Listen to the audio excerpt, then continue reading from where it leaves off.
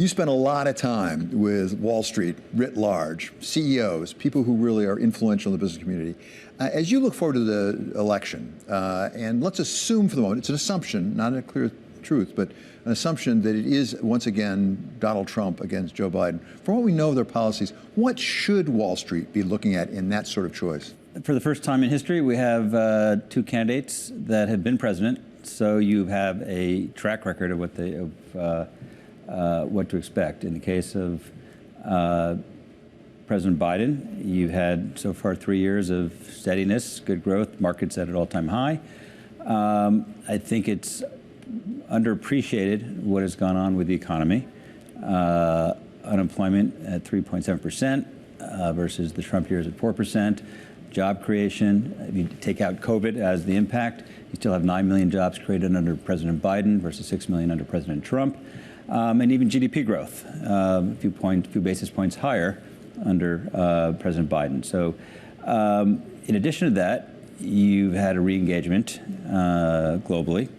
And when you think about our biggest and best companies, 60% of their business is outside the country, outside the U.S. Therefore, having an important, steady relationship with allies and adversaries, where you're protecting U.S. interests, but also looking out for the interests of corporate America, I think does matter. And I think if you look at the policies ahead, what do you expect in a second term? I think with a Joe Biden, you still have, out of the $3 trillion of investment spend, there's $5 trillion of total spend, but only $3 trillion towards investment, infrastructure, CHIPS Act, IRA. 75% of that is still available to be spent. So you will get that spent. You'll have $900 billion has already been spent by the private sector, capital, in terms of support behind IRA.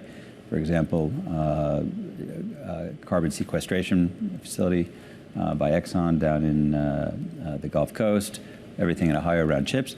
You'll see more of that. I also think you will see policies aimed towards lowering costs for all Americans. You saw in the first term, drug pricing, insulin.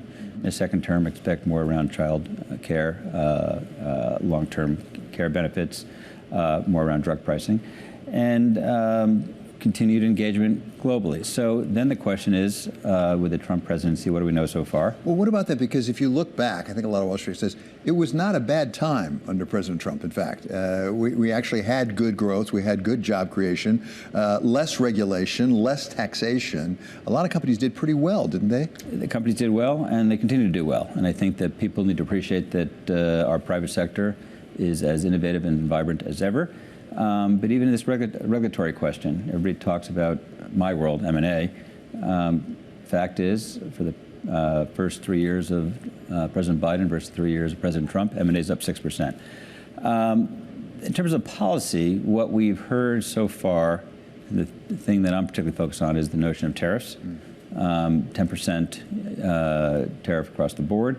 And that, to me, is a tax on Americans.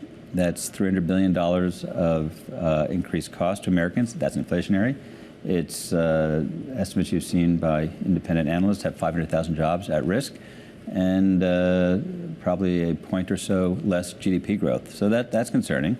And in addition to that, the question of budgets. I think it's important to either candidate that we rein in our deficit, and if we let the tax cuts put through under the Trump administration continue, that's another $3.5 trillion to the deficit. And I think it's very important in this environment to do that.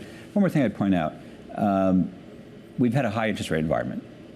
And the fact that we are still able to have a tailwind for the economy is a testament to the innovation and talent of our companies, both small business, which is half of our economy, and the most important, biggest companies on the other side of the spectrum. So under Trump, we had basically free money.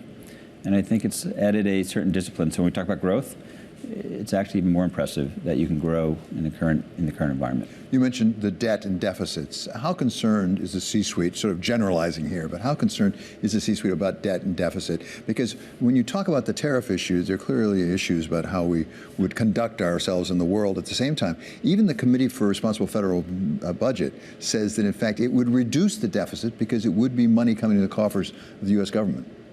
So, first of all, the deficit is as important an issue as everybody thinks it is. You never know when it hits you. It's either a cancer or it's a heart attack, and at some point we will be reacting to it. I would tell you that no matter who is president, that must be dealt with. In the case of President Biden, obviously the IRA, there's a reason Inflation Reduction Act has a deficit component in there, bringing down deficit $300 billion. And I do think that the strength of this country depends on the strength of the dollar, depends on capital inflows, depends on the sanctity of our budgetary process, and that all says we need to be focused on the debt before it starts focusing on us.